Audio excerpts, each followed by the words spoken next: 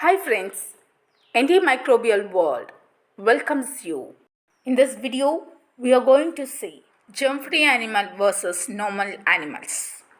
Compared with normal animals, germ-free animals exhibit an underdeveloped immune system, making them unusually susceptible to infection if subsequently exposed to pathogenic bacteria.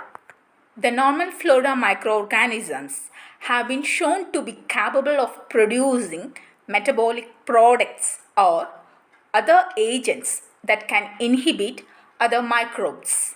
For example, in the large bowel, certain anaerobic bacteria produce various organic acids like acetic, lactic, or butyric acid as metabolic waste products, which can inhibit the growth of other bacteria. Some strains of skin staphylococci have been shown to produce antibiotics that inhibit a wide variety of other bacteria.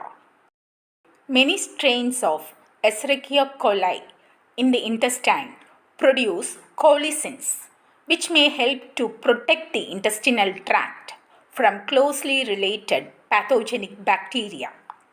The germ-free animals require higher levels of B vitamins than do normal animals. Germ-free animals also require vitamin K, which normal animals do not require. These findings indicate that the normal flora may make significant contribution to the vitamin requirements of the host.